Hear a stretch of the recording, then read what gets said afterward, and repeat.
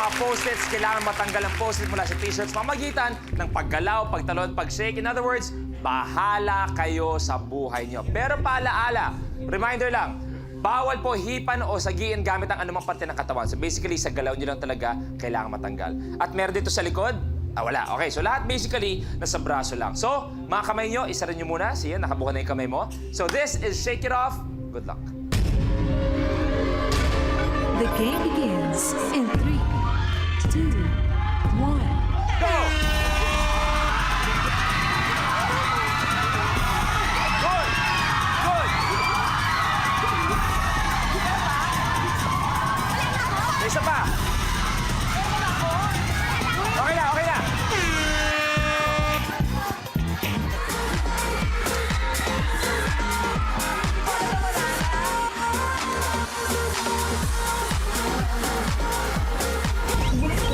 Your game's over. Brother Wendell, ganun talaga. Isa lang ang nagpahirap sa'yo. Eto pa. At dahil dito, hindi ko pa umabot sa ultimate last man standing. Okay na. Maraming salamat. Ganun talaga. Pero, update po tayo, kapamilya. Update. Update lang.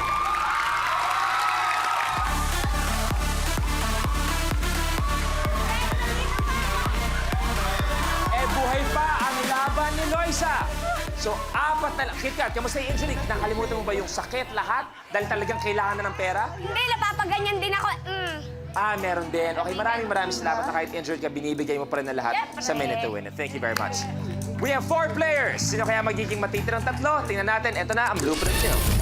Get the goal.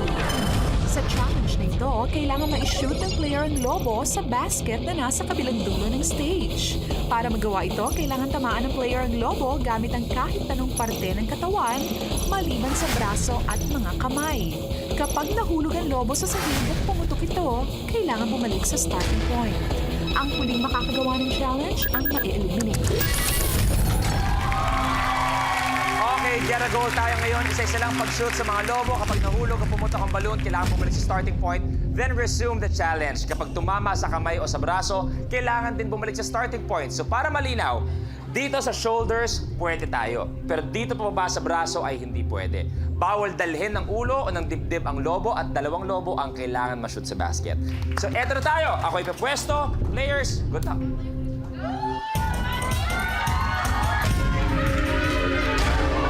The game begins in 3, 2, 1.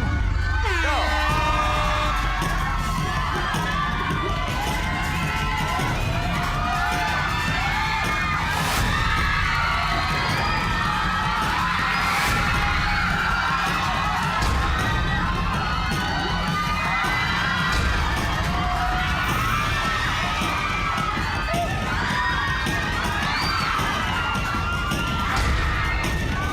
Si Loisa may isa.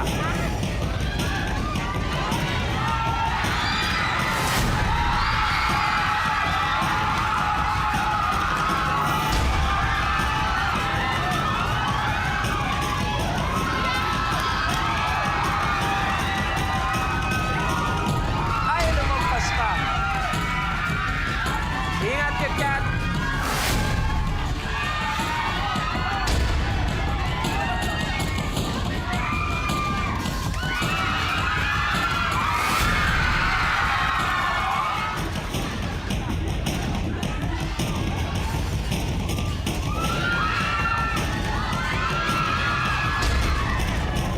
Konti na lang, KitKat. Kaya pa. Go, go, go!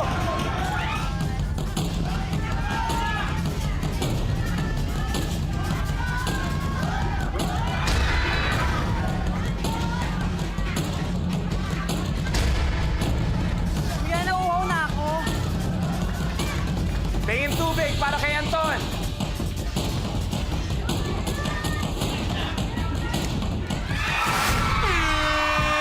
Eksakto. Eksakto. Correct. Tubig din para kay KitKat, please. Game's over. Sige, mas wala pa natin si Anton.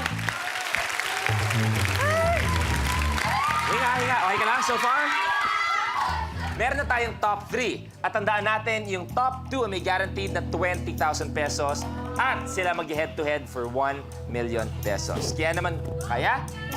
Top 3, eto na. The slide. Isa sa mga katangian ng toilet paper ay ang kakayahan nitong matagalan ng tensyon nang hindi napupunit. Pero para magawa ang challenge na ito, kailangan hindi tensyonado ang player. Dapat ma-shoot ang isang rolyo ng toilet paper sa trash can habang hawak ang kabilang dulo nito. Makukumpleto mo ang task kapag nagawa mong ma-slide sa toilet paper ang isang cardboard roll patungo sa trash can o basurahan. Ang huling makakagawa ng challenge ang ma-eliminate.